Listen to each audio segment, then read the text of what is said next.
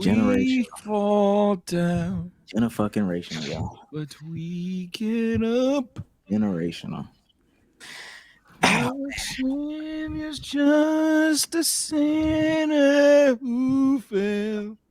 Probably the proudest moment for me doing this. Ladies and gentlemen, welcome back to another episode of the Let's Keep It a Buck podcast. Listen, I'm going to preface this. We are doing this podcast seconds after Iowa defeated LSU 90 to like 78 or something like that, 82 or some shit like that. With that being said, I got the guys here with me. No, that's not Angel. That's not Caitlin Clark shooting that bitch. Damo, how you doing today? Oh man, I'm doing great. Doing great. Watch some good hoops, some ethical, perfectly imperfect basketball, man. Loved it. It was great. B-Souls, how you doing today, man? Doing good. I also watched some great imperfectly perfect hoops. If anything, it was too perfect. I ain't gonna lie. Oh, it's too good. Yeah, whoa. Relax.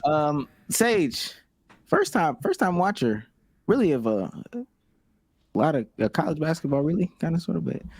Sage, how you doing today?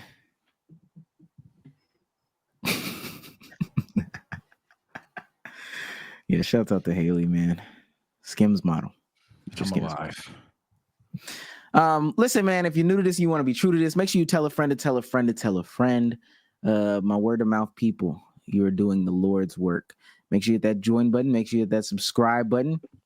Make sure you follow us on all major platforms. We have the Twitter, LKIAB pod. And then we have the Instagram, LKIAB_pod. To get the new updates, the content, all that stuff like that. Join the Discord community. Listen, I don't want to beat around the bush. Not no more. Leave us Shout out to the audio guys. Yeah. Shouts out to the audio guys always. Leave us a 5-star review on Apple. That's what we really care about, y'all.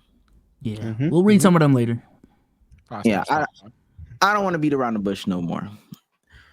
94-87 Iowa LSU. This was a rematch of last year's championship game in the Elite Eight. There are a couple things to talk about here.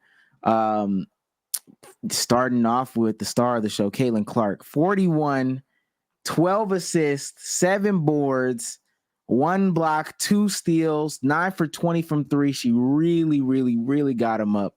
13 for 29. She brought along Kate Martin with 21. Sydney, or I'm butchering her name. Yeah, Sydney Ofter with 16. Big minutes from little Gabby Marshall. We love that. On the LSU side, Vlade Johnson, 23 points, went 10 for 18 from the field, 6 boards, 2 assists, 1 steal, 3 blocks. Great defensive game. Star of the team, Angel Reese, 17 points, 20 boards, 7 for 21 from the field, 3 for 8 from the free throw line. 3 blocks, but fouls out at a crucial time. Last person to touch over there, and nobody's going to want to touch her after this game. Haley Van Lith, 9 points, 2 for 10 from the field, 2 turnovers, but it seemed like she had so many more. And then just awful defense on Caitlin Clark. I want to start trash. Two-way trash. They said she was sick. We're not giving that excuse. I want to start with Sage, especially because this was his first time watching both of these teams, watching any of these people. Let me just thoughts. We just doing thoughts based off of that game. That was a great game. As the person with the least analysis, or at least the person that is least qualified to analyze, let me start from the bottom. This motherfucker right here. Look, I've apparently she had a bad foot, bad breakfast. Apparently she was sick, washed, all that stuff. Hey, what I saw tonight, I'm going off of what I seen tonight. This is my only game seen her. Yo, she sucks. Now she in college, so after today, it is what it is. I'm sorry, shawty, because it is with you're in college. I ain't gonna do too much, but tonight You suck. And that's all I gotta say about her.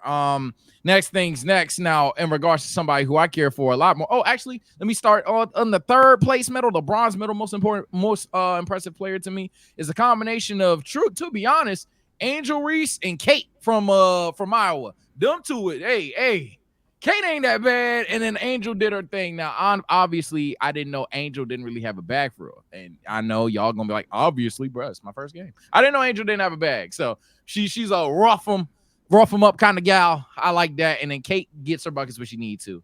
Silver medal going to my favorite player, Flage. Fuck up, Flage. There it is, Flage Johnson. That's my girl right there. I'm just saying, Caitlin ain't scoring her. I'm just saying. But in number one, it almost did. Almost fucked her up. We ain't talking about that. We're not talking about that. Hell, I ain't even gonna lie to you. Yeah, but I ain't gonna lie. At the end of the day, y'all, even I gotta admit, and Caitlin was so scary. Number one, a lot of people in the chat were talking to me about Paige, talking to me about some girl that's 6'7", some of all these other names about who they're rivaling Caitlin as number two. Look, I am the casual. So y'all got it. I have to listen until I see to prove I'm wrong. But I think you niggas is just chatting. You telling me someone else is in this league doing 42, 7, and 12? Hey, okay. But I seen Caitlin Clark do some shit that I don't even think Cam Reddish could do. I seen Caitlin Clark do some shit that Killian Hayes, boy, I don't think he's ever done that shit. So I'm not gonna lie, bro. Caitlin Clark is her. There's a reason why all these brand deals are choosing her. And from what I've seen, if it's really her, Kate, and friends out there, yo, this is 2018 Bron, bro. I'm hella impressed. The power of friendship, man. Bezos, Damo, whichever one. Y'all know I want to close this out. So whichever one of y'all want us to go. I'll go. Fantastic game. I mean, I feel like that's the consensus with everyone. Lived up to the hype. One of the most hyped up games I've ever seen in my life. And for that to be a close game, for the stars to show out, the star to show out the way that she did, I mean, there's really not more you can ask for. I mean, I would have hoped Angel Reese played the whole game healthy. She was banged up early in the game, but everyone was healthy, relatively speaking. Everyone was on the court. The stars came out, aside from her. Can't point at her. Yeah, she was the only star that did not show out, so that was disappointing, but not really. That's one of the memorable moments of that game that will never be forgotten, for better or for worse. I'm just happy that we finally figured out exactly what the fuck is gonna get people to watch women's basketball, and I like I understand, you know, we only care about what's on the court and shit like that. But at the end of the day, what makes people care is storylines. Like, y'all want to be mad at people for caring about storylines and certain matchups, but that is a part of what makes sports great. That is a part of what makes sports entertaining. And we saw that on full display this night. We saw that on full display this night because that all the storylines going into this game made this game so much more interesting on top of how great it was actually on the court to watch. Bro, that's one of the greatest games I've ever seen. I ain't gonna lie. Man, and for me, I'm gonna keep it quick because I know Omar really wants to get to it. I'm gonna keep it quick. I'm gonna give the bad and the good. The bad, personally, everyone can say Angel Reese played well, but I'm not gonna lie. That lack of a bag that Sage talked about, that Giannis style ball, without the dominance, is hard to watch. I feel like LSU could have went in other directions. I kept calling for Flage. We all were calling for Flage, but there were no adjustments made. My first bad flag, I guess I'm gonna say, first bad flag goes to Leslie Nope, aka the coach of LSU. I don't know her name. But Leslie Nope was over there. Hey, Leslie Ham might as well have been. Yeah. Her hands should have been in her pockets. The way she wasn't coaching, Jesus Christ, left Haley in too long. Wasn't making no type of adjustments defensively. Wasn't trying to change the zone, change the scheme, anything. Just let it was dropping on Caitlin for a couple plays. So I'm like, what the fuck? Just letting Caitlin cook how she wanted. No adjustments. The coach gets the biggest flag. Angel Reese didn't show up, in my opinion, offensively with some of the things that she could have done. This game was unnecessarily close for a long time until Caitlin Clark and Iowa finally got going, got running. There was plenty of chances for LSU to dominate this game. Just a lot of those ladies came short. Again, outside of Flage And I forgot, I don't know who 24 name is, what 24 name is, but she was hooping for the most part. I seen her. She gave a little better post work. Got a lot of good shots. And of course the good. Kate in Iowa came to hoop. Gabby, Omar kept calling out all game. It was not going unnoticed, unappreciated. Her defense was crazy. She was causing havoc, making it hard for everybody to get comfortable. It was just hustling, doing all the things that don't show up on the stat sheet. And of course, the real MVP, Caitlin Clark. Big three niggas, be careful, because I'm not gonna hold you. You better take with your legs and grab your Bengay, because she is not one of them. Y'all think y'all can just push up on her and rough her up? No. Caitlin Clark is like that. I love the assassin mentality. I loved her ability to get everyone involved. She was not holding the moment for herself. She picked her time, picked her shots, and she kept passing, kept her head up, throwing dots all game, even when teammates is missing layups. A lot of people, you missed 2-3 of these. All right, I might as well take it. No, she's still giving everybody the ball. He won't show me a lot. I ain't gonna lie. I haven't watched too many Caitlin Clark games. I just heard the legend. I'm not gonna lie. I believe the hype. She passed all boxes. The women's game is in a good place right now. Yeah, no funny. And it's going to sound crazy for people that did not watch it. She could have legitimately had a 40 and 20 assists.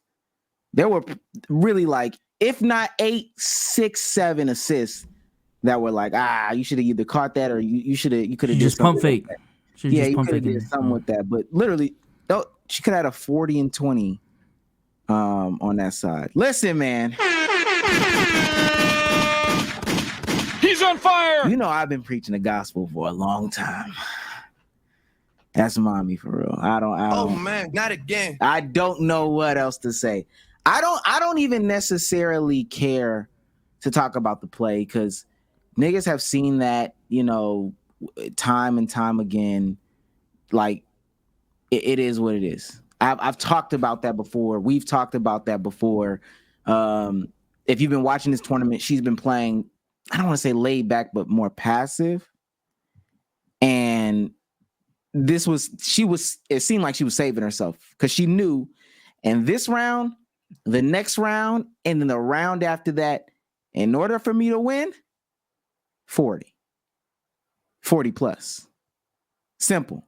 It don't take it. That's what it's going to have to be. That's what happened last year. She scored 42 games in a row, and then in the championship game, she just couldn't get it done. I do want to go to the LSU side first. Yo, Kim Mulkey, we knew you were an awful coach before. We knew you got your rings off of talent and just dominating and all that stuff before. It's only right here. Kim Mulkey is known for being a player back in the day, then coaching Brittany Griner, having a 6'8" player in college basketball, especially at the time, was great. I think Brittany had somebody else on her team that ended up being in the WNBA too. Her name escapes me right now, but that's how you got it. Last year, you had some dogs. I'm not gonna lie, and you noticed, and you kept in people who were ready to live up to the moment. Haley was not ready to live up to the moment, and there's a lot of ways we can go about this. This is the problem with the transfer portal. I listened to a space the other day. Ole Miss coach was talking about players just hopping into the transfer portal. You average 2 points. You average 1 assist. And you think you the person that needs to be in the transfer portal? Fuck no. You suck. Have you been working on your game? You go in here to average 2 points, then here to average 2 points, then here to average 3 points is not doing it for you. You played out of position this whole year. You really struggled this whole year, Haley. So I hope it was worth it. I hope it was worth being in the mix, being in LSU, you know, being down there doing your thing. I know it was a great time, but that was a mistake. You wouldn't have been on such a good team in Louisville, but that was a total mistake. Yes, definitely shouts out to Vlade. I disagree with Damar. I mean, Angel did a lot. She played with a lot of heart, a lot of passion. She gave it her all. But when you don't develop over the years, that is what your all looks like. And you can get away with tenacity once, you can catch people off guard with that. But I am actually very proud of the job that Hannah Stokey did this year and Addison O'Grady, Big 44. I'm glad. I'm proud of the jobs that they did. On the LSU side, shout out to Flage, shout out to Michaela too. I definitely don't want to take it from them. I do want to say I thought Flage was supposed to guard Caitlin though. Even this casual got that one right. That might be a coaching thing though. That's it. But I'm gonna keep it 100. They waited till the fourth quarter to bring that out, and the first thing Caitlin did. Hey. No. It was the second thing. It was the second, third thing. Okay. You know what? That open up. Nobody saw that coming, bro. I ain't gonna lie. And I ain't gonna lie, Vlade looked like a mannequin. She looked like she was so far. It was like 35 feet out. I'm like, why? I think she fouled her too. They just didn't call it. Yeah. Oh yeah. Then she still pulled it on her, and then she fouled it. Didn't call it. Definitely was a no call. So I don't want to Iowa, job's not finished. Y'all know how I feel about Iowa. Y'all know how I feel about Caitlin Clark. Y'all know how I feel about little Gabby Marshall. She had somebody come and get buckets with her. What I don't want to see, because this was a great coming out party for a lot of people. I think last year was a great awakening, just the rumblings and all this. This year has been the buildup. I'm glad that this happened when it did happen, because if they were on different sides of the bracket, this may have not happened. So I'm glad that this actually got to happen. What I don't want to see is the bullshit narratives tomorrow. I don't want to hear about Angel Reese's grades, her boyfriend, her NIL deals, her lashes, her weave. I don't want to hear about that. I don't want to hear about Flage's rap career, her NIL deals, the antics off the court. I don't want to. They came to play. There's only one person who didn't come to play today, and that was in my opinion, but I expected her to do that anyway. They came to play. They did a great job. The only thing that somebody might say that would call this, oh, this is what trash hoops looks like. College basketball is tight on the travels. They just are. So there was definitely a lot of travels there, but they tight. They're just, I mean, they really are. It really don't matter. But this was a good showing. I'm never begging anybody to watch women's basketball again. If you watch this and you have complaints, then you're exactly what I've been saying this whole time. I've been vindicated from this whole time. You are an NBA fan. You are a Lakers fan. You are a LeBron James fan. You are not a basketball fan. I know y'all hate it when I say that on this podcast. I know they hate it when I say that on this podcast. But if you were one of the ones who watched this, which I think this will be one of the biggest and most watched basketball games of this century, or this decade. But if you were one of the ones that watched this and still say the same shit, you do not like basketball.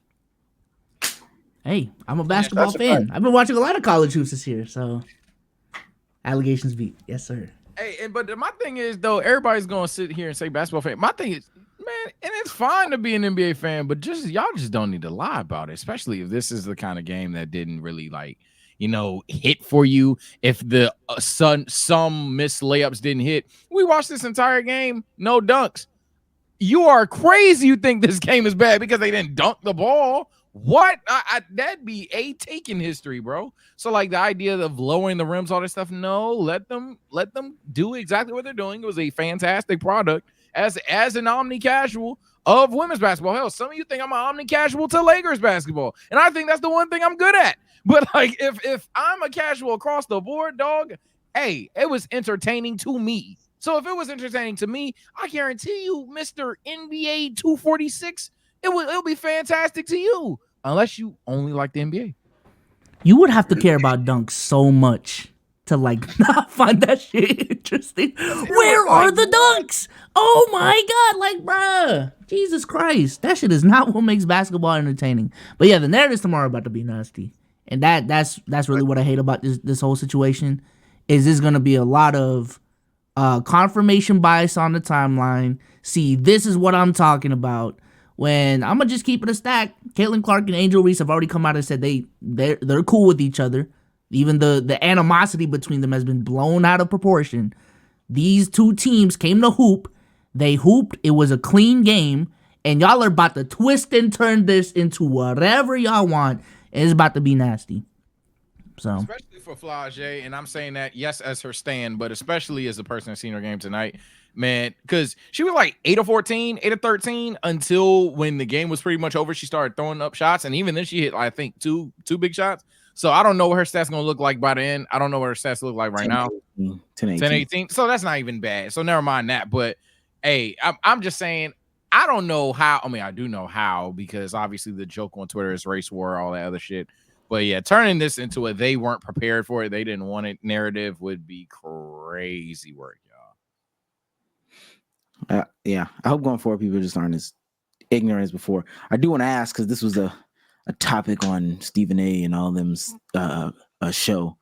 They were saying this game is legacy defining for CC, Miss Clark. And I know this isn't the college basketball, women's basketball analysis, but I wasn't that person. This ended up being legacy defining. This ended up being a needle mover to me. For me, there's only positives to be gained in college because they're in college. So like, and I seen someone commented that we being harsh on Haley or whatever. Dog, we are talking about hoops. I guess she a girl, and I get you get a little tingly whenever we are critical of any woman. But no, we're talking hoops. And hoops, she wasn't good. But at the end of the day, she in college. I ain't killing her. She probably still gonna get drafted based on what y'all have told me about her background and in the past and stuff like that. So is she? I ain't gonna lie, she can't make entry pass, dog. I don't know what to tell you, but like I will say that she can't make entry pass. Like that was the most notorious thing I've seen tonight. And then she was a shooter that weren't knocking down shots. But y'all told me she was a shooter. That's not the point. But yeah, even whether we're criticizing Haley or whether we're boosting Haley Clark, at the end of the day, they're in college, bro. Ain't nobody really pissed off at these kids for real, unless your parlay got fucked up or something. I would say, for me, this is legacy sealing. This sealed the legacy. I wouldn't say this defined it. This sealed it. The legend of Caitlin Clark was sealed when she went and defeated the people that beat her last year. She had a crazy run last year. No transfer. Same situation. Literally back-to-back situations. But instead, when she ran into this team, she showed up and showed out how she usually did. And that would be the question going forward if it was the reverse or if this was the same thing that happened last year. If she would have been shut down or was off or 9 for 25 or whatever it was, finished with 20 points and they lose by 10, it would have been, it didn't work. So the fact that she was able to beat this foe, this level of adversity, legacy ceiling. As far as her legacy, I don't know. It's just crazy the fact that we're even talking about legacy defining or legacy ceiling moments for a college player. Because I've never seen that, like, at least ever since I started watching sports. Could y'all name an example ever since? Legacy defining shit before you turn pro? I mean, yeah, we're talking about on the college level. I mean, guys like JJ Redick. JJ Redick sealed his legacy at one point when he came to college. When he started watching sports, probably not. Because college is transformed since you started watching. And that's an age thing. I know that people. I wouldn't say that. I would say, a guy like Doug McDermott.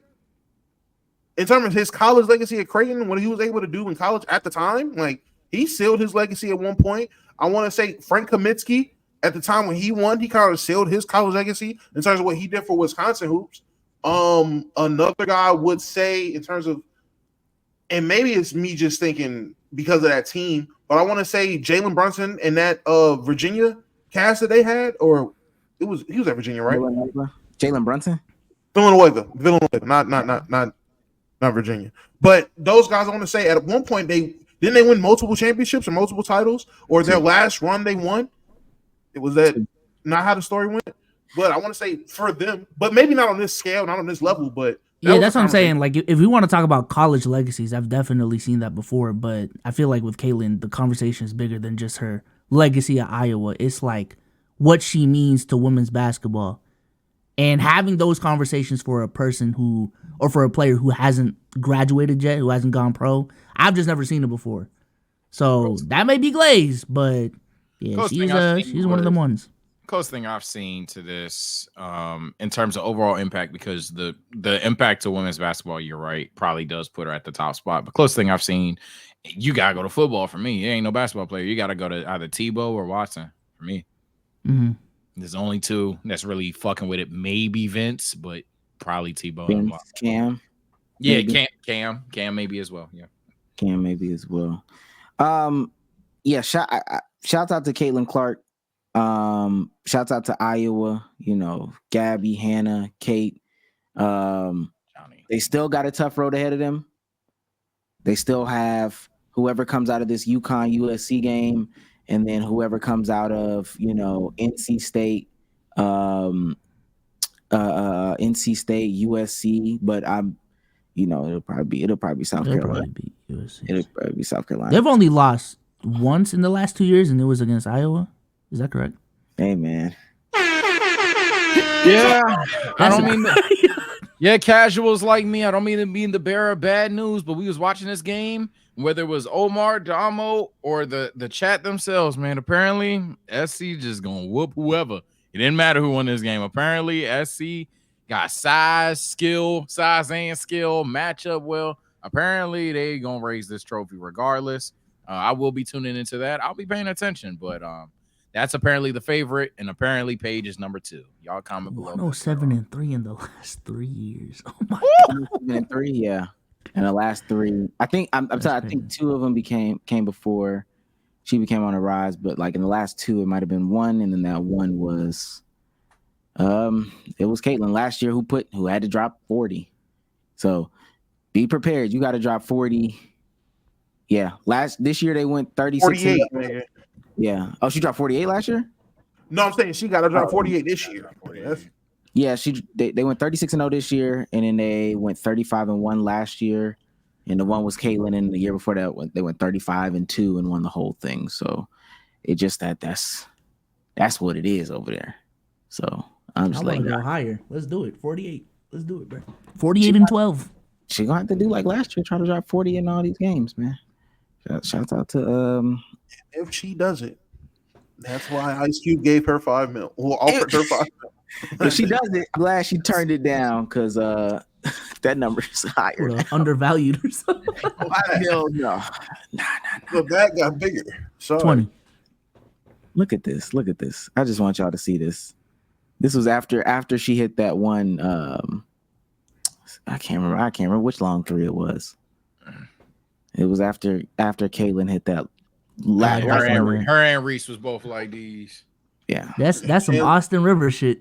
I mean, but in all honesty, what can you do? She was out there playing the best defense she possibly could, and they left her on an island. No switches. If she got screened, they let her die on the screen. Angel Reese didn't show at all, hedge at all. It was just let her get cooked. That was kind of crazy. You would have thought they had bad blood. The way they let her go out there and die, that was wild.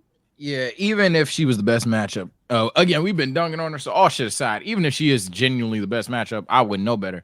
Dog, 12 straight points? All right, man. Like, all right, somebody just help me. I am dying. I am getting cooked. Like, they really just let that happen. That's crazy. I mean, she, yeah, I don't know. I have no clue. I have no clue at that point. Let's get into what some of the people really want to hear. Let's get into some basketball, some NBA basketball. Finally, the sport that I always care about when I like basketball. I lost the Notion link, so a lot of this will be off the top of my head. I'm not gonna lie to you. Oh wow. So I watched No Chillathan Gillathan's podcast this week, and it was so ironic. It was so ironic, so ironic. The topic was why NBA players should never, ever trust team doctors. Right? I just want to play this clip. Hello? Yo.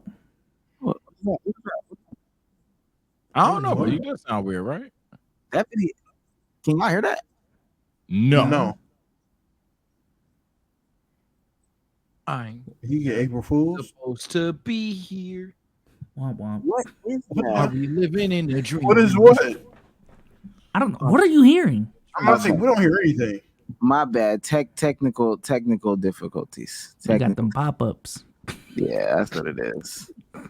I myself. Fuck. man. That goddamn website. Chatterbait. MILFs near me. What? Yeah. Hey, yo, I hate you. Where? Okay. This is what they said. And take your place. Yeah, So then they can drop you off because you're still hurt. that's right? They can offload a contract because of injury. And so if your timetable is 8 to 12 or 8 to 10, and then they look at you and they're like, man, we see this guy, Rodney Carney and Kurt Schneid, whatever they are, playing well. Like, well, I mean, tell him to just take his time. Tell him to take his time. It's going to be all right. There's no rush. And even if they're spending money on the rehab, they'll take that hit to offload this contract and give this guy less because it makes sense for them. It's like, well, So everybody lying. yeah, everybody lying. You know, like, that was so funny. I saw it when it was with No Gil was just like Jared Hayes, and I'm in there when they told 10 to 8 weeks, and them boys went out there and said 6 to 4, and I'm sitting here like, I said, Jarvis, fuck no. They said 10 to 8 weeks, dog. He's like, what? I said 8 to 10 weeks. I said, they said 8 to 10. They did not say no 4 to 6. I was in there listening.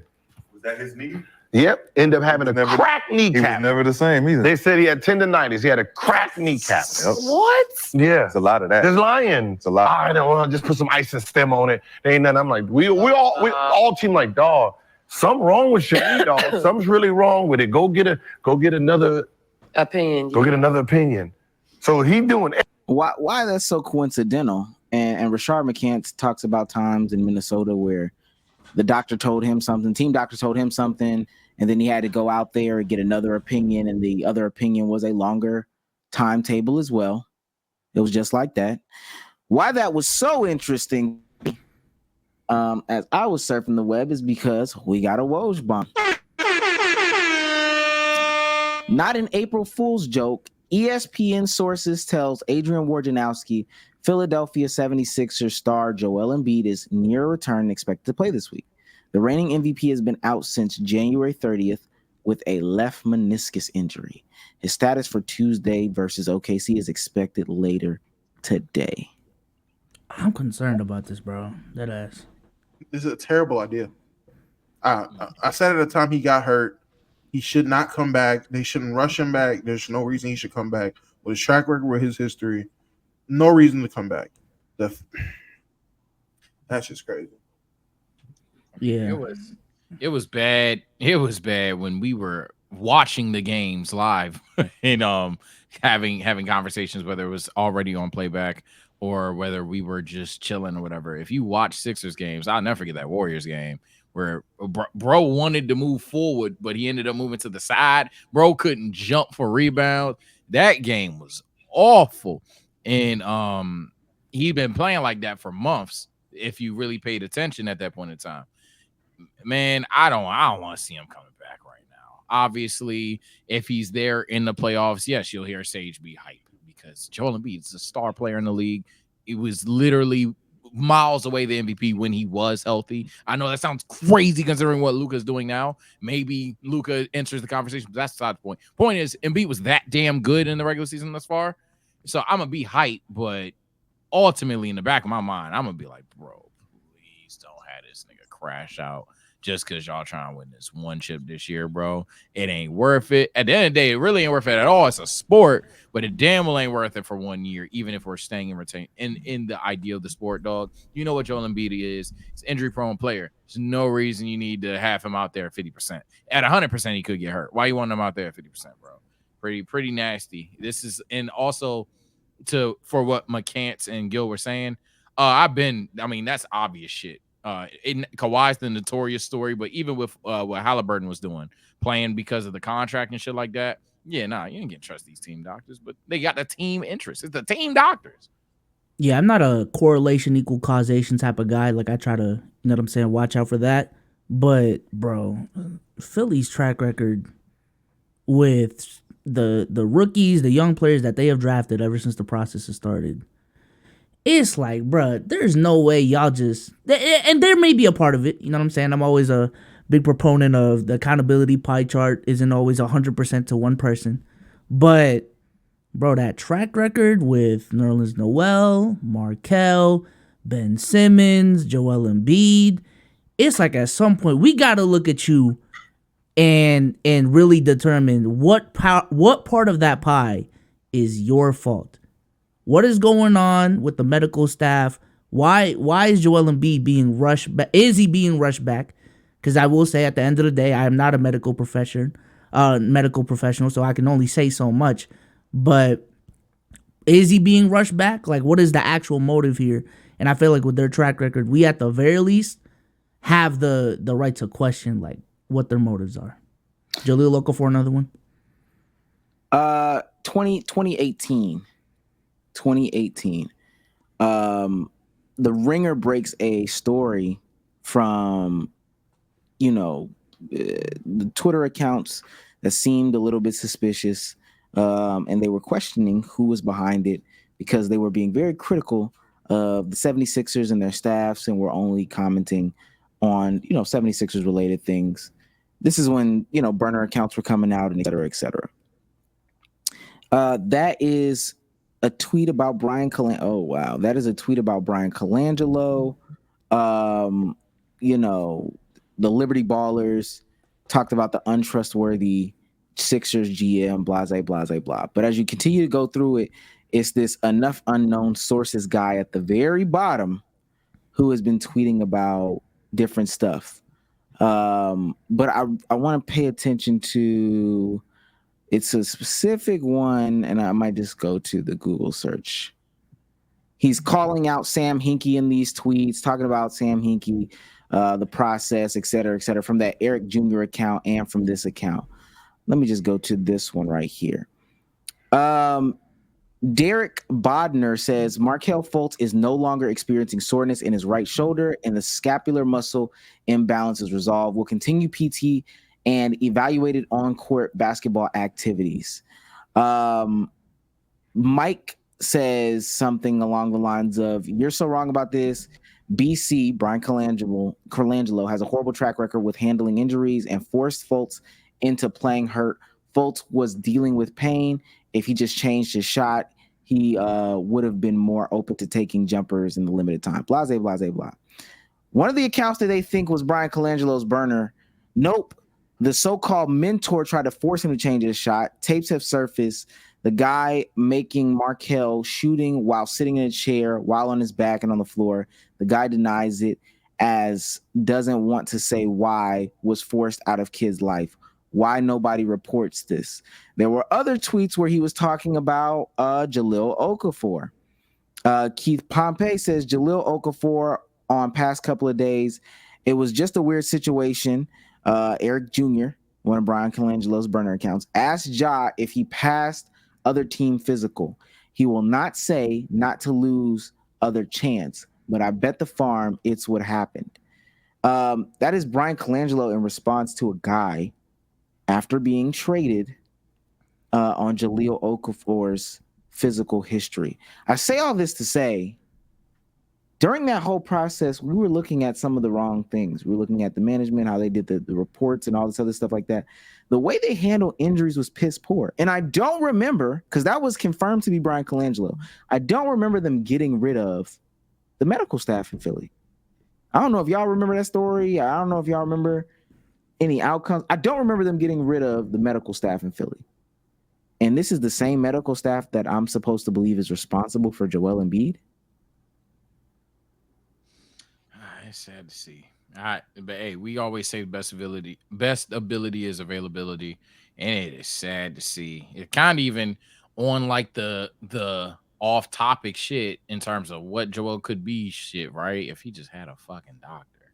This is just I'm usually the long-winded guy, and I'm being long-winded right now, I guess, but I don't have that much to say. This is just sad, man. But like someone in chat brought up, and like I said earlier, I'm going to enjoy Joel Embiid when he's on the court, but I'm going to be worried about this motherfucker the entire time. I don't want to have to think that way when I'm watching NBA or really anybody do anything.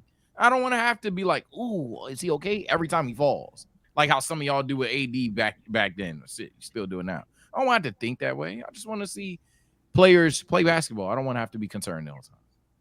I'll say I get a lot of the vibes. Well, not even vibes. I just remember back to when Kawhi Leonard was dealing with what he was dealing with the Spurs.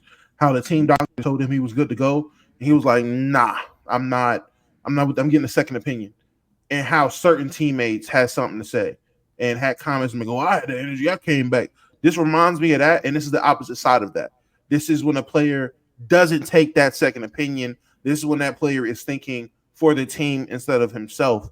And any player, honestly, in a situation I would feel for, Joel Embiid, especially with him, because you came to this organization with injury problems. You've continued to have injury problems your entire career. And with this injury specifically, we all watched in real time. You look visibly injured. You get another injury that we all see and deemed as serious, and no one wants to see you come. Not no one wants to see you come back to say it like that, but we all think of your health. It's not worth it coming back right now because you're risky. This is like the Isaiah Thomas shit with his hip. This is like, bro, you should sit. And we seen what happened to IT. And IT is a 5'7" point guard. I mean, you are a 300-pound 7'2" center. Like this is nothing to play with. You mark yourself first. Can I add what I think makes it worse? And I know people are going to disagree heavy with this one. I think what makes it worse, because Damo is right about, like, he came in injured, and I could only think about the time when he was at Kansas and all that stuff like that. What's it called? Nobody's saying this, but they are taking advantage of a foreign dude, like a foreign-born player. Joel Embiid was playing fucking soccer up until like 15 years old or whatever, volleyball up until 15 years old. He came in, saw this guy, we can make a whole bunch of money on him, we could train him up or whatever the case may be, enrolled him into these academies, schools or whatever, got him to Kansas, gets injured at Kansas, and then gets into the NBA system, gets injured there as well, gets injured again, and they just telling him whatever. And I would, somebody would, he's a 30-year-old man, he should be able to be smarter, but it's just not like that. It really is just not like that. Team doctors shouldn't be a thing. Team doctors should not be a thing. I'm 100% for it. Team doctors should not exist. It's the same reason that I feel the same way about the refs. They are unbiased parties that are in it for the interest of the team.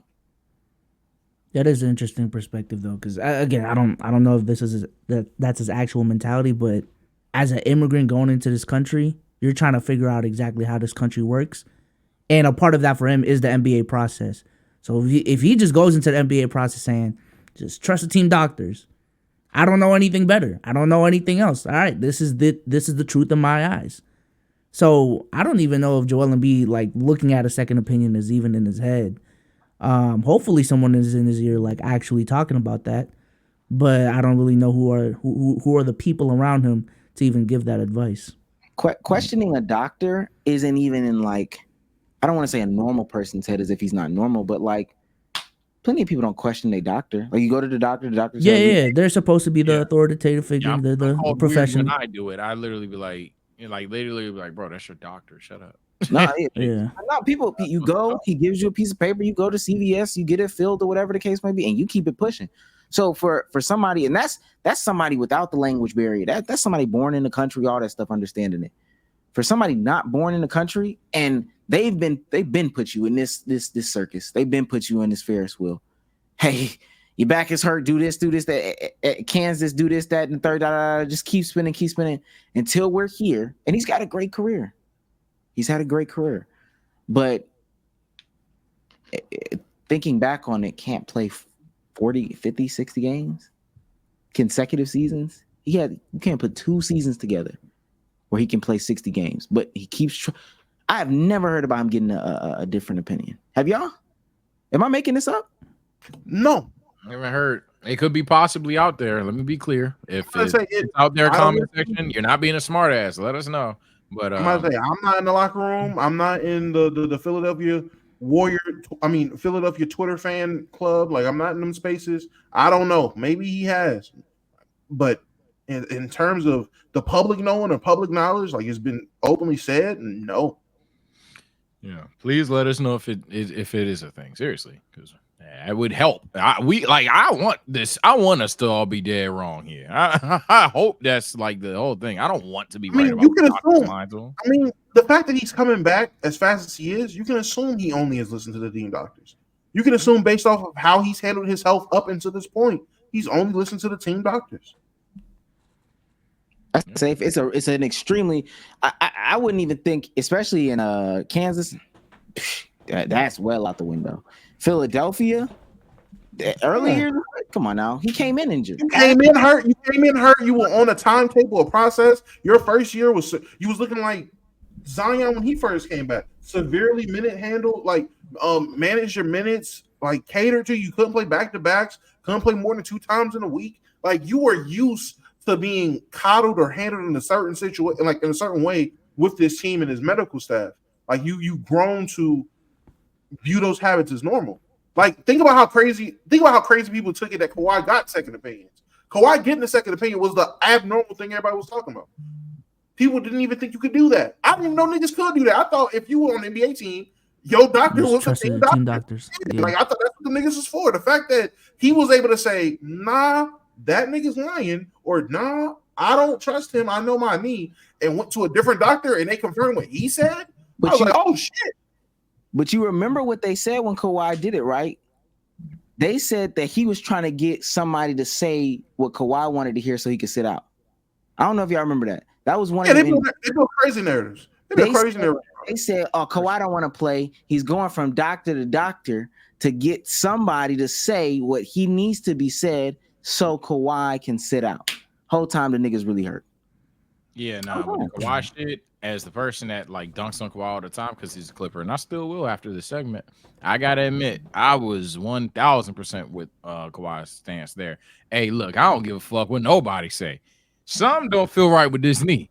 And y'all keep telling me something right with my knee, and I'm like, nah. And if it's mental, hey, that's tough, gang. But don't. I'm gonna get another opinion because something ain't right. I was 1,000% with Kawhi. That's so worrisome to me that we can't even trust like medical professions to that degree, especially like NBA team doctors. Because like something similar happened to my girl last year where she felt something like right here, and she went to urgent care. They were like, it's just something. Just take ibuprofen, you'll be fine. A couple days later, she went to urgent care again. They said, it's fine. And then at some point, it got so bad, we had to go to the ER, and it ended up being like a gallbladder that needed surgery. I'm like, bro, what the? Damn. So we had to go through 3 doctors for y'all to actually figure out what the problem was. And if we didn't figure out the problem, she would have been, I don't know, God, like, what the fuck would happen to her if we never found out. But, man, that's unfortunate, bro. Think about it, too. What y'all first 2 trips, weren't y'all only in there? Like, didn't somebody only really see you for like 4 minutes or some shit like that? That should be annoying the fuck out of me, bro. When I go to urgent care, man, I'm like, oh my God, I feel like I'm fucking dying. Yeah, okay. Take some ibuprofen. Like, fuck, bro. Tylenol. I know this is more than just Tylenol, dude. Damn. Oh, man. Benadryl one time. I didn't get up. I said, nah, bro, next. Don't have a transition for this one. We're getting into the end of the season. We're having people make comments about people again. We hear from Tony Kukoc, and this is what he has to say on Nikola Jokic. Keep in mind, this is Nikola Jokic. Oh no! Despite the statistics, Jokic isn't at the level of Vlade Divac and Dino Raja in the center position. Tony Kukoc on Nikola Jokic. Now, if you don't know who that is, Dino Raja is Celtic center from back in the day. I don't know. All that, bro. I think he played in the 90s, but I'm gonna be honest, I didn't know about him till I seen this tweet. So.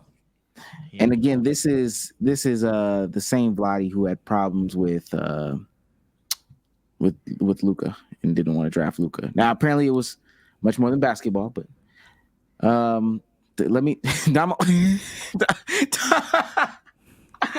Damo, what are your thoughts, man? Tell me.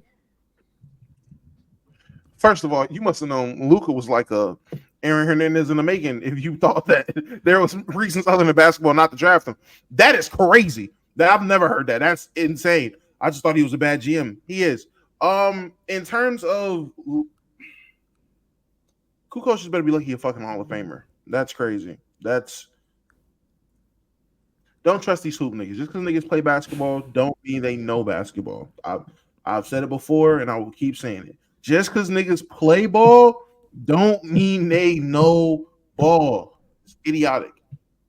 We might have to revisit that whole the chicken and the egg conversation with who started the hate. You know what I'm saying? Is it the new gen dudes?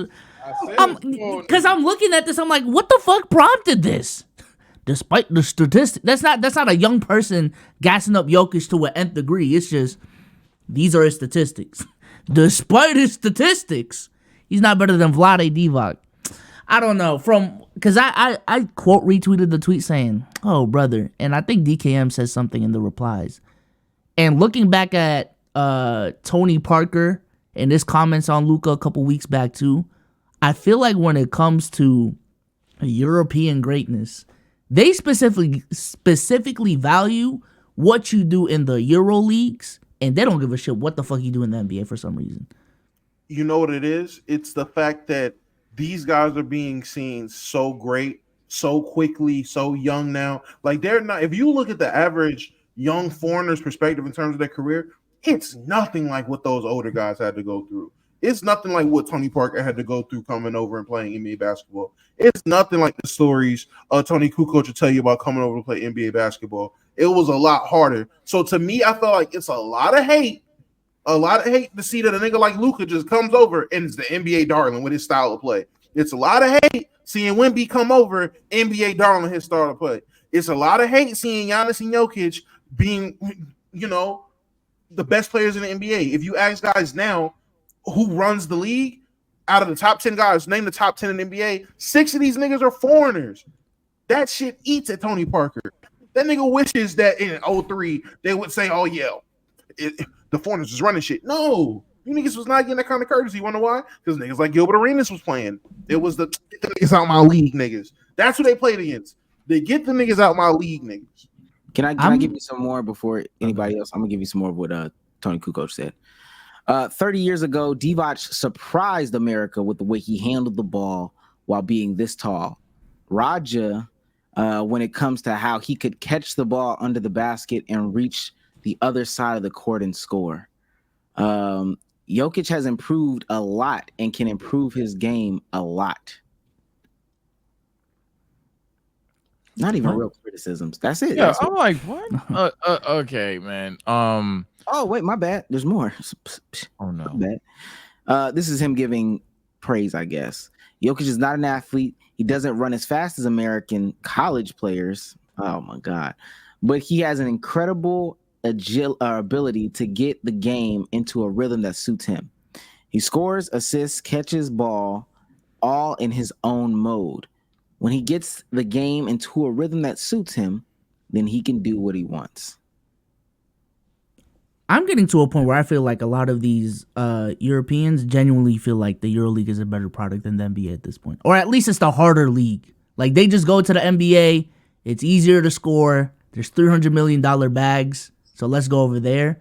But in terms of real hoops, where, you know what I'm saying, you need skill to succeed, you gotta succeed in the EuroLeague. I feel like I'm almost getting that sentiment when it comes to how these players talk about playing overseas at this point.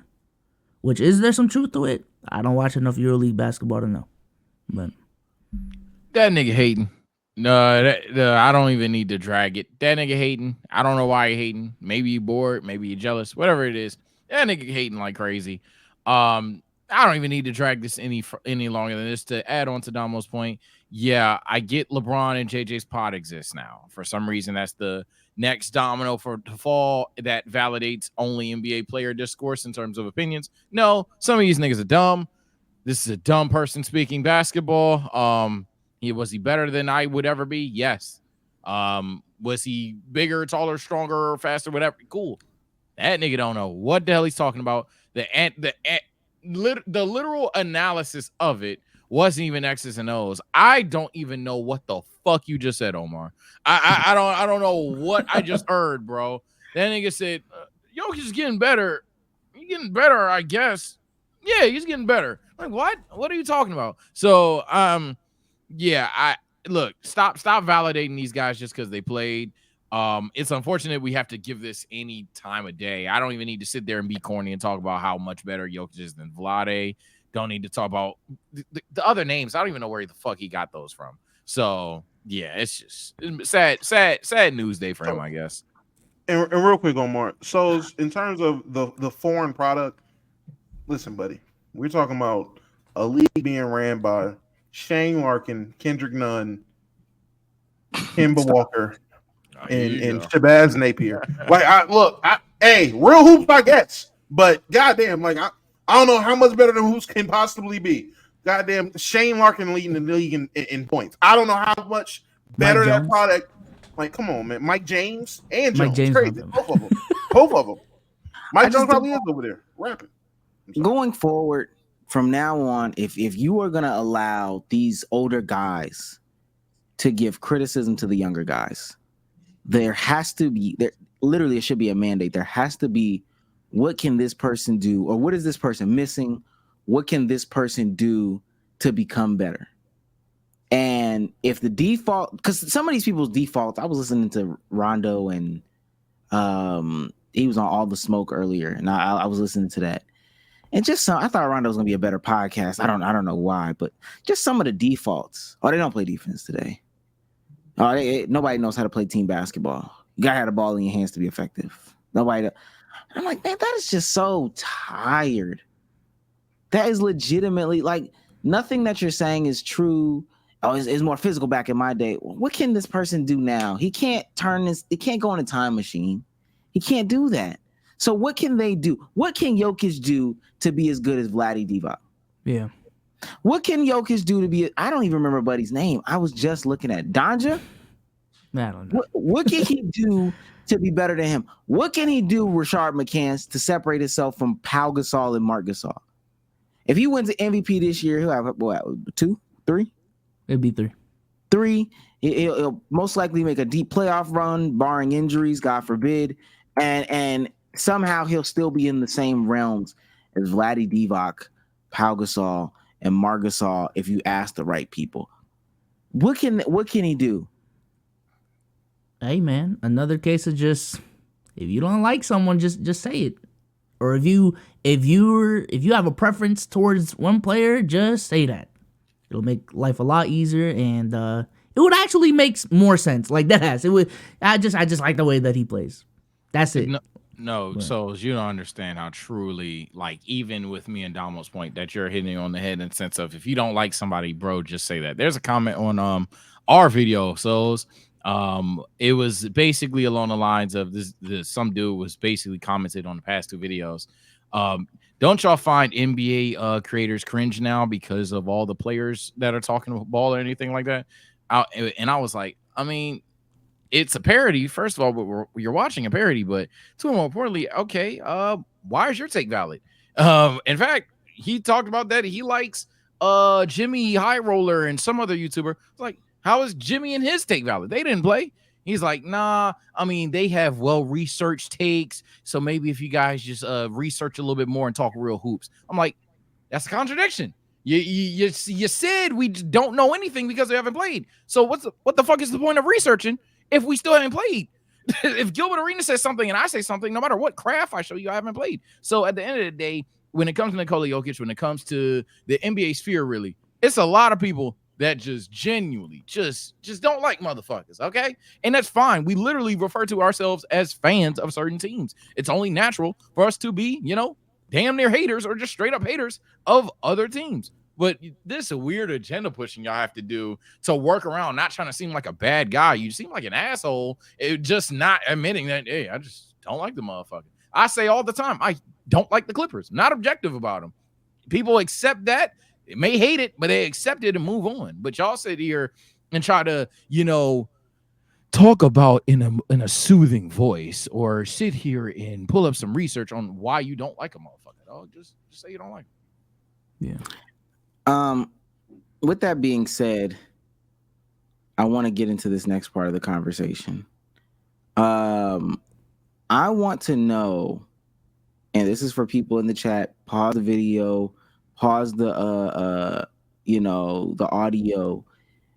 Somebody has to explain this to me. Explain if you know what plus minus means. I'm about to make it my take of the week. Fuck it.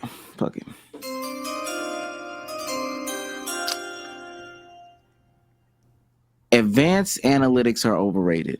I'm one of them now. Yeah. That was the wrong thing. That was the wrong thing too. You've always been that guy. But it's because people just, to me, have no interpretation of what advanced analytics are. So Scooter Magruder, my guy, young Scooter, had a game this weekend. He was minus 58, just had the lowest plus minus in NBA history. Yeah, 20, 7, 6 assists, 1 steal, 2 blocks. He shot 50% true shooting, 44% from the field, 20% from 3, 60% from free throw. They lost 82 to 142. I asked people, because they're this right here is proof that he's the worst player in the league. This right here is proof that he's a bust. This right here is proof that he's all this and the third. I asked people, what does true shooting mean? I got a lot of Omar, he's bad. He's bad. Okay? He's bad. You can't see that? Clearly, it's as clear as day that Scoot Henderson is bad. Okay. I want to know, because you're referencing plus minus as his the point of reference to say that he's bad. Why do you think Scoot Henderson is bad? Omar, you just see it. Here you go. This is what Damo was talking about. Me. All right, y'all on dick now. And that's when I got to bow out of the conversation. That's what they be saying. And mind you, I challenge people because I don't know how they analyze the game. I watched this clip. This is in 1P, but this is they make a good play. It doesn't even feel like a good play because you immediately I'm gonna have to rewind are aware of what the scoreboard says. Like, look. They're trying to figure out how Jaime Jaquez got that bucket right there. Now, mind you, the reporter is killing the entire team. But Scoot Henderson is in the middle of the zone, trying to find a place in the zone. Roach tries to transition over or help over or whatever, and then Jaime Jaquez kind of sneaks behind that. And all of that was Scoot Henderson's fault. Like B-So said, if you hate the guy, you hate the guy. Just say that. Just say that. But I don't think people know how to interpret what they're looking at, and advanced analytics is making it even harder for people.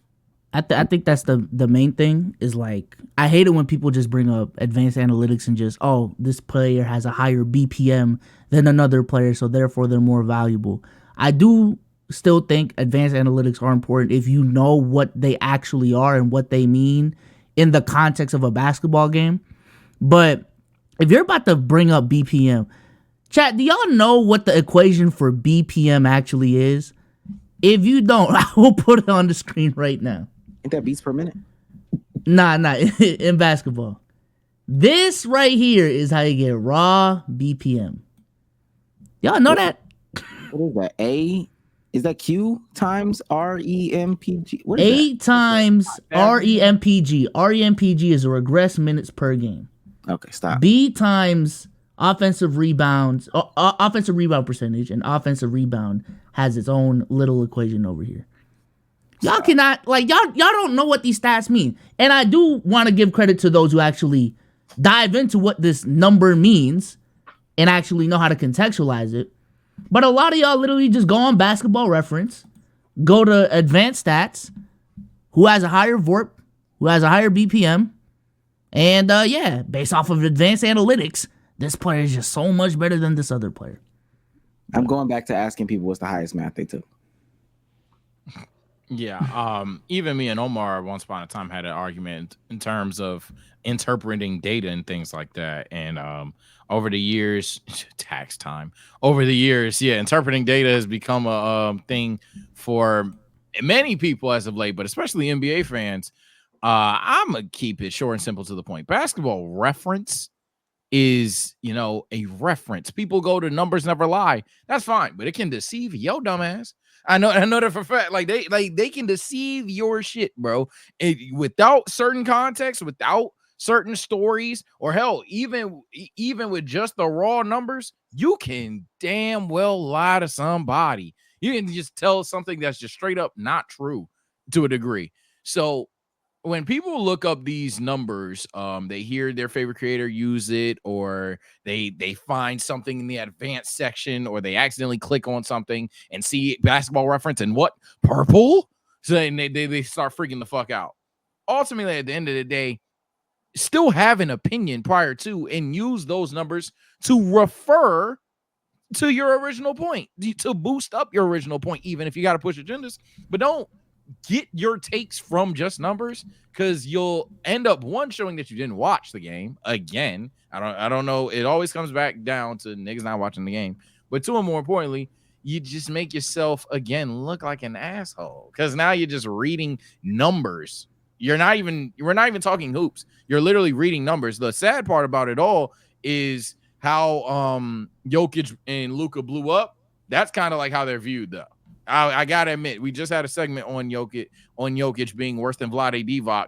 Now that you really think about it, the blow up of Nikola Jokic in terms of aura, superstardom, whatever it wasn't his personality, because people don't like his personality. It was going on Twitter and all of these niggas making up Vorp LeBron Raptor stats, and now he has the moniker of being that guy. So now when he even gets even better and he has a flagrant pass of the eye test, in my personal opinion, people don't care. It's always Vorp path those stats for Jokic, so it's tough. And just because I'm looking up the equations for certain advanced stats now, bro.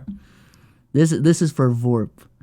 So that big ass equation for BPM, first of all, you need that number to get Vorp, and then you need all of these other variables. It's just like, bro, y'all. I know for a fact y'all haven't taken the time to read. I personally haven't taken the time to read this. Now I will say there was a point in time where I used to be to bring up the advanced stats guys. Just this is what it is. Like literally the only thing a lot of y'all know about Vorp is the fact that it's a cumulative stat. That's it. I think for me, advanced stats always had a place in the.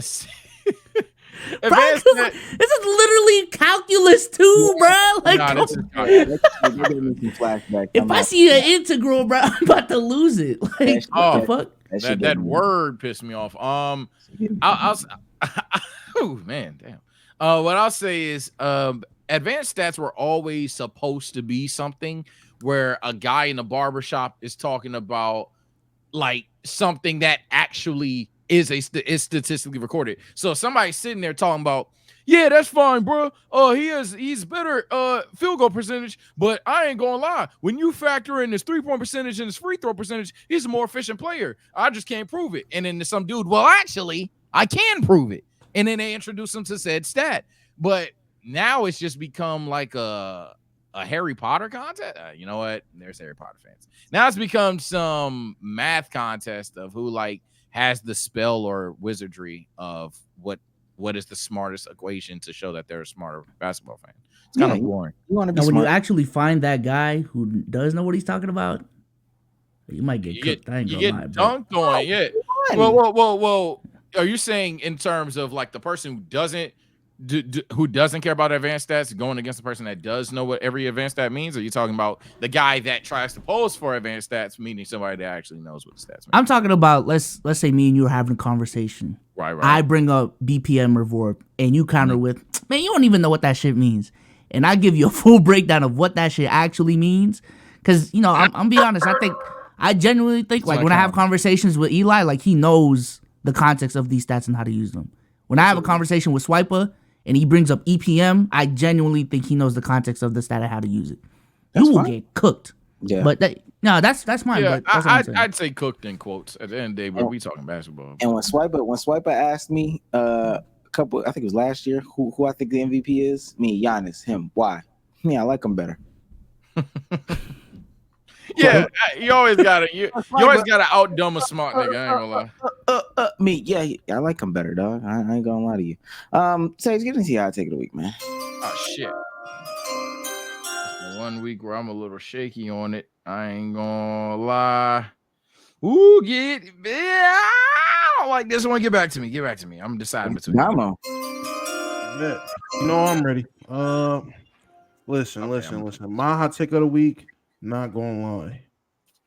Seen something on the timeline, thought it was a great conversation, and I'm pulling it up right now. Give me a second. Nope. Pulling it out. What? Pulling it up. Relax. Listen, man. If the country broke out in the civil wars, I don't think the hot take is the fact that Zone 4 is sweeping the nation.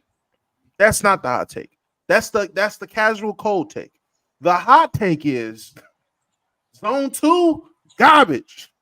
The hot take is Zone 7 garbage. Zone 5 garbage. And I'm not What gonna about lie Zone to you. 1? Zone 1, Hell no. Underrated? big trash. You gotta Big say, trash. What up you there? gotta say what's in these zones. We're in audio production. What's in these zones? I'm sorry. Zone 2, New York, New Jersey, and is PR Puerto Rico? Is that what that is? So. I didn't even realize Puerto Rico at first. Trash, garbage. Not worried about them. My pick for underrated zone would be Zone 9, Cali, Nevada, Arizona, Hawaii. No one's talking about Hawaii. They're not worried about Hawaii. You should be. Hawaii. We talked about Hawaiian Bloods on my stream today. You guys are crazy out there. Zone 5. I heard a lot of people saying Zone 5 was the one that really give people problems. Illinois, Indiana, Ohio, Michigan, Wisconsin, Minnesota. Hey man, y'all don't know about them people in Gary. Once I It's the called Minnesota Timberwolves of the shit. No, listen, you guys are hard carried by Detroit, Chicago, and we all know it. We're not worried. We're not worried down here. People told me Zone 3. Sage, listen, I love you almost like a brother. I'm not gonna lie to you. Garbage. Don't say nothing crazy, man. We got the racist side of VA too. You tripping? we got all types of guns out here, man. All right, go. First of all, can't talk guns in Zone 4. Sorry, can't do that. But listen, I ain't say 3, we won. We ain't win. It's looking pretty bad. Zone 6. A lot of people making noise for Zone 6. We do not care about Texas. Texas is carrying Zone 6. Okay. Texas is. We're not worried about Texas. I'm hearing Louisiana talk about there like that. Durag Dave is the only Arkansas person I know, and that's Durag Dave. Oklahoma, we not worried about the Thunder. And New Mexico is New Mexico. Not worried. Who y'all know from New Mexico? Exactly. Nobody. The New Mexicans. Cool, bro. So this was your elaborate plan to say that your hometown zone would win. Yeah, is it not clear? It's clear as day. What? Well, for starters, I just want to point out you got a lot of states in that motherfucker. That should really be 2 zones. Facts. Yeah, I'm about to say you got how you got Atlanta. No, Atlanta. Well, shit, you got Atlanta. How you have Georgia, Florida, Bama, Kentucky, Tennessee, and Carolinas? Yo, that's the coast in the region. Ain't nobody talking about Zone 5 got a lot of states. What we talking about? Zone 6 got a lot of states. Zone 5 and a lot of 5 states. No, 6 states. That's a lot of states. Oh my god, yo, so that's 1, 2. I ain't gonna lie. Look, I'm already saying that. I think Zone 3 gonna lose when we step out of our zone. But you come over to the Dummiesville if you will. All right, but I will say, where you bugging the fuck out. I ain't gonna lie. I'm gonna keep it casual. You're not worried about Texas. You're crazy, nigga. You're insane. You are drunker than drunk. Cali is giving y'all bump as well. I think you called him out as underrated. All right. Yeah. This is definitely some play-in tournament shit. Who wins between 1 and 10? 1 and 10. Mid off.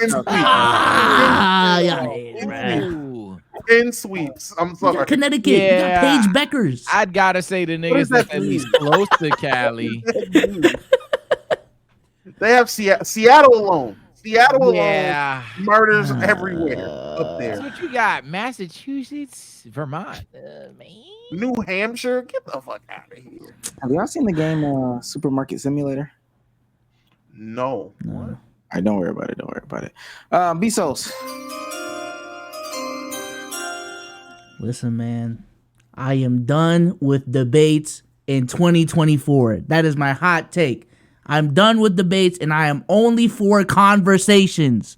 Yes, bro. I was watching a video today explaining the difference between debates and conversations, and it was speaking a lot of truth, bro.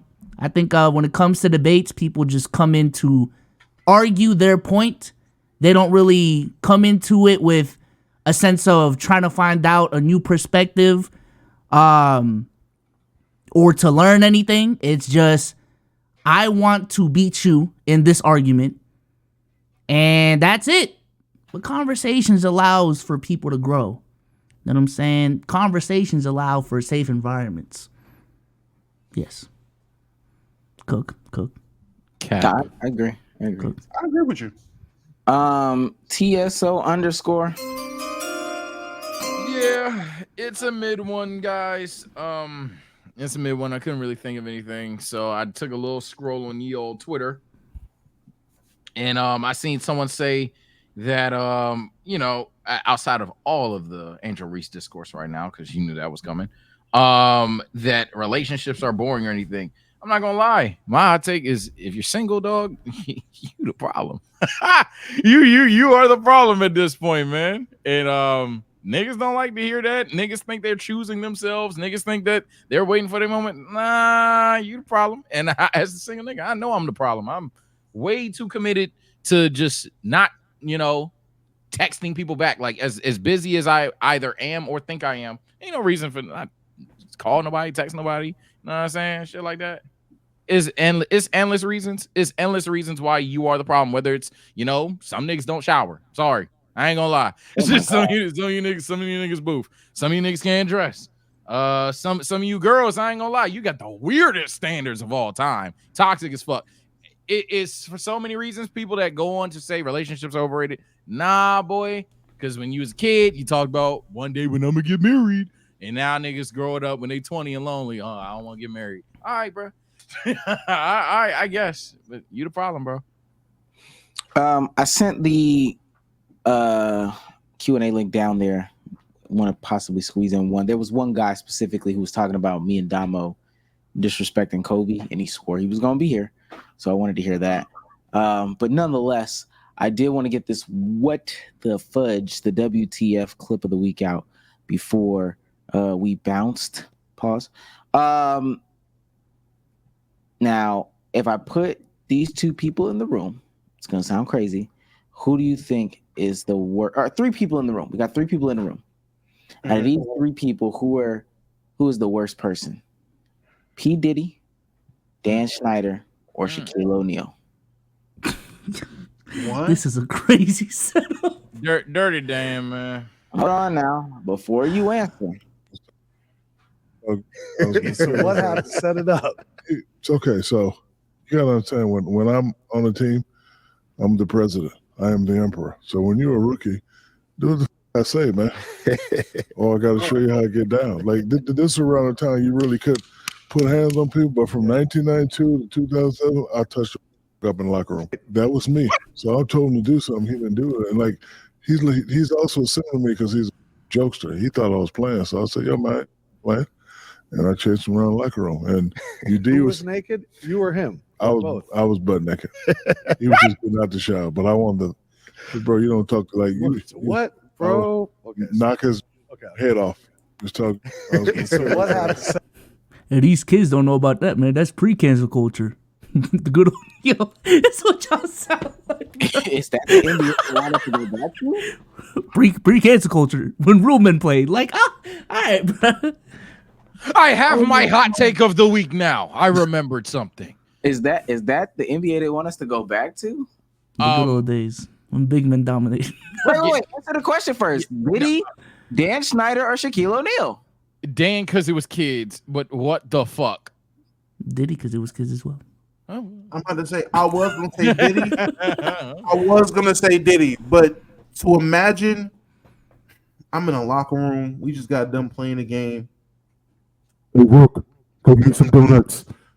Man, nah, Shaq, man, relax, man. Nah, I'm sore, my foot hurt. I ain't trying to do all that shit. 10 minutes go by, I'm out the shower. Hey, Rook, I said I want my donuts. And I look, and it's a naked Shaq chasing me. Oh, nah. That's scarring. Big Diesel playing ping pong between his legs. Big dick ass boy. I actually remember what my hot take was. Wait, what? Well, actually, that's crazy. Game. How is that? I don't know if you heard about that Superhead book, but actually, pretty underwhelming. But underwhelming from what you probably imagine is 18 inches to like 13 is still crazy. What are we talking about right now, man? She said underwhelming compared to just regular standards. Just she was. I don't just think not. Shaq has a 7-inch penis. He has a womp. I think Shaq has a 7-inch penis. Nah. Placid? Why did you do the bomb? The bomb was I beg your pardon. I was trying to get. Motherfucker said flaccid. I beg your pardon. My fault, man. Oh my god. You niggas, man. Oh my god. Nah. Somebody got the knee knocker. Either him or Darrell Wright. I don't know. Which podcast does this, chat? Podcast. This actually, I'm gonna pray this helps change the subject. Holy Go ahead. I remembered my hot take. It didn't get bookmarked for some reason. My hot take is, man, and I don't have the clip to pull up. I know one of y'all do. Dog, if y'all niggas miss the F word, just admit that. I'm not saying just say it, but just admit it, bro. Like, you niggas missed the F word. I ain't gonna lie. Now that's what I call and motherfucking it bar. sound crazy, but like, dog, at this point, we are getting to a point where niggas is all right. Like, I see where you're coming from. Generation is soft, but damn, like, yo, you just want to say the F word. You just want to say the R word again, bro. I'm not gonna lie. You got 2 words you missed. You're nostalgic. I ain't gonna lie. What Sage is referencing is Pretty Yvette. I don't know her name. Getting on Instagram live or video or whatever and just spilling guts, man. This world is so sensitive. You can't talk about gays. You can't talk about LGBTQ. You can't talk about, whatever. These things are, it's happening in real life. Like, it's happening in real life. Like, I get it. I'm going to stop because it does get crazier. I'm going to stop. But that's anybody watching the video. You see, I was ready to list shit off. I'm like, all right, let's see what you're talking about. Gays, all right. LG. Oh, well, hold on, same thing. You can trans. Things Damn, like, bro. Same thing. You know what I'm saying? Like, the I ain't got no. Can't say nothing. The buys. I ain't got a problem with V. But this is what I'm saying, bro. Y'all just missed the word, man. I ain't gonna lie. Let me keep it going because what she follows it up with is also pretty crazy. Around, you can't talk about different people. You gotta stay away from these celebrities. You can't talk about that. You can't talk about. But this is happening in real life, and as comedians and as entertainers, we should be able to tap in and talk about these things and bring some form of laughter to a situation that might be heavy. So that's my job, and my job is also to bring healing. Is laughter is healing. So whatever people I could pull into that and let them know about me and then tap into the word of God, I'm going to do all of that. Word of God. She want to talk about Meek Mill so bad. She want to call Meek Mill gay so bad. Oh my God. You're not funny. Jokes off, man. You're not funny. And I know that that's like a revelation, but you're just You're not funny. Literally, you are not funny. You've never said any gay jokes before, and I know it hasn't been. It's not an itch that you needed to scratch for the past 10, 15, 20 years to get the gay jokes off. That's just not it. You are just not funny. Damn, and there was one more thing that I wanted to say in this. I would also like to present to them, because this is funny. This might be enough if everything is funny to Damo's wheelhouse. If she says her as entertainers and comedians, they should be able to bring light. I would wonder how she would handle somebody just outwardly slandering her in the name of comedy and entertainment. Yeah, you monkey, you black, you skinny. Like if somebody did that, oh, it's funny though. It's jokes. Why can't I as an entertainer get that off? That's not funny. I wonder how she would take that. Yeah, I've referenced it in the past. I've referenced it. I seen Damo's face, y'all. Not of her being that. Let me be clear, but I've referenced in the past of if these comedians gonna have this stance on this, then okay, if you must say these things, you must talk about these things. Like you have the nostalgia scratch, or if that's your way to get your edgy jokes off, then all right, bro. I'm not gonna lie, y'all gonna call it gawk, but do it the way South Park can do it. Do it in a way where it's educational, or do it in a way where it's a positive message despite a harsher tone or something like that. But it just seems like we just want to get dark jokes off, and then that goes back to my main stance of, bro, if you just missed the word, I'm not saying say the word. I don't want, you know what I'm saying? I'm not asking niggas to spread hate, but I'm asking you to just be real with yourself and just admit that's all it is. Cause it gotta be a dark joke. Look, I know I'm the guy that cusses the most on the podcast, and some people may say that I'm only funny when I swear. But if in real life, or if I personally felt that I couldn't get any joke off without cussing, I wouldn't think I'm funny. Let alone if it had to be a dark humorous joke where I have to offend somebody or anything like that. So I just think it's tough, bro. But as soft as this generation can be, some of y'all just miss saying crazy stuff. I'm not gonna lie. If that's what you want to get off, get it off. Yeah, say it. Because if it's funny, it's gonna hit. I promise you can say offensive shit. If it is funny, there's going to be a market for it. Now, you might not be able to be the comedian that you thought you was going to be. Bitch, you're not going to be Kevin Hart. Sorry. You can't be Kevin Hart if you want to say the F word. But you can be whatever fucking Pretty V can be. And be successful and be monetizable on what you want to do. There's a ceiling to it. And how funny you are will dictate that ceiling. Just understand, if you start saying this shit and don't nobody want to hear it, ain't nobody coming to those shows, you can't get booked for no tours. You can't get booked for no small shit. It's not because you were saying these crazy jokes. It's because you weren't funny. That's really what it is. People will come to her shows, but in about a year and a half, she'll be on Fox News and they'll be asking her questions like she's Candace Owens, and then she'll turn in the mirror and be like, "Damn, how did I get here?" It's because you wanted to say that F word, dog. I don't know what to tell you. It's just crazy to me because, like, literally over the last couple of weeks, we have seen so many things, like, resurface from that less sensitive era.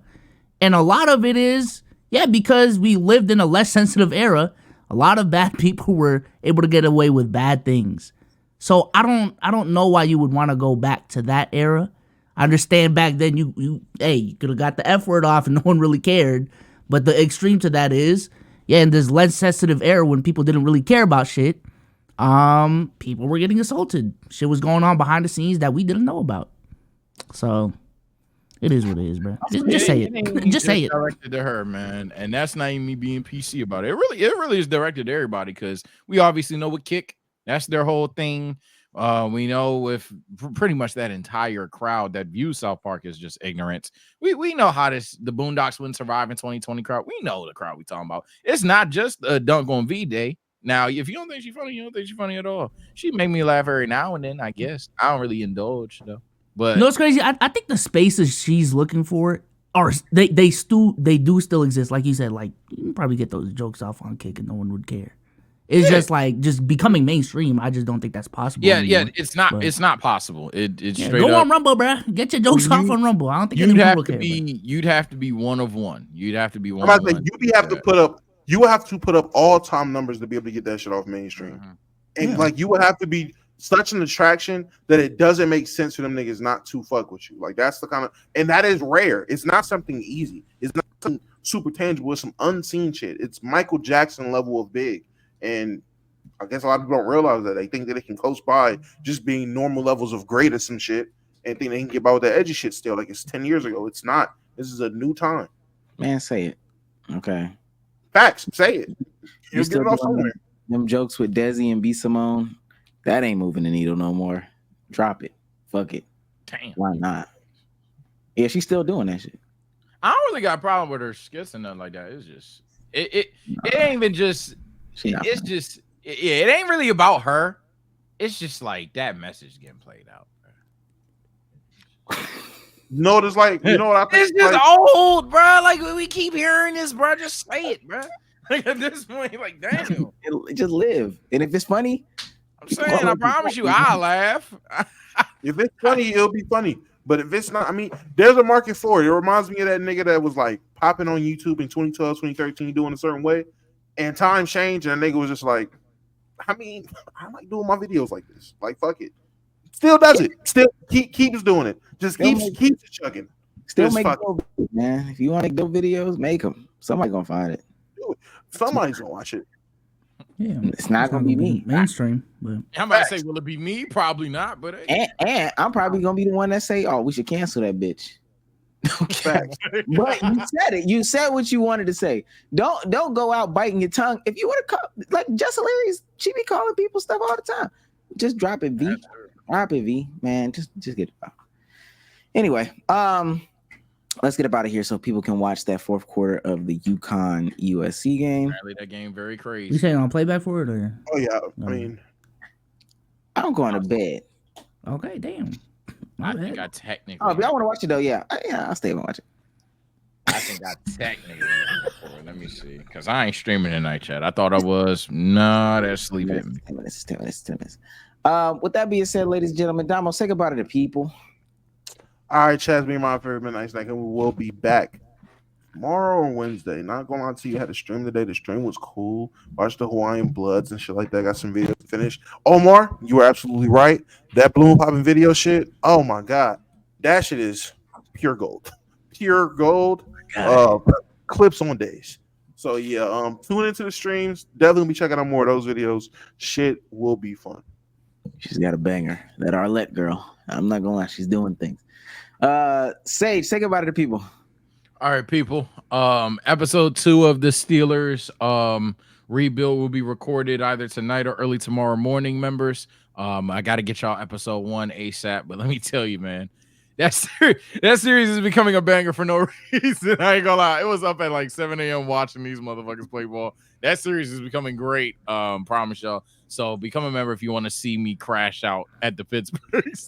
Man, I hate Russell Wilson already. Either way, follow up the Twitch if you're not interested in that. If you're interested in anime, Discord debates, WWE content, because I know WrestleMania is coming up and we don't talk about it on the podcast. If you want to hear me talk about it over there, I'll make that video as well. Last and certainly not least, I know we talk about updating our own sphere for the TSO niggas in chat. Hey, I know, Sage, I fell in love with that Clippers video. Yeah, that era is dead, buddy. That era is cooked. There's a new champion on the channel. Nobody understands Son Goku is now the #1 video on the TSO Sage channel. Clippers era, that'll do, buddy. That'll do. But take care and stay blessed. I'll see you guys on Thursday. Be so, Bobby.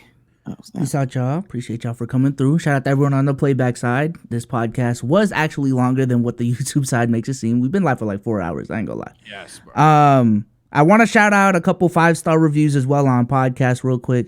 This is from CJ. Love these guys. They're great. Appreciate you. This is Come Me Kulo. Y'all boys some goats and love how y'all do it different. Make Monday and Thursday better for me and a lot of people out there. Glad to be a Bucker since 2021. Appreciate you. This is from Calamity. Been a Bucker since 2021. Damn. Shout out to 2021. 97% of that has been through audio. Y'all make working for the white man tolerable, along with the Benjamin. Bucker for life. Any monkey emoji hating needs to get them a super job. would mean a lot if you rate my brother's song on stream. Okay, well, we're heading out, but I appreciate you.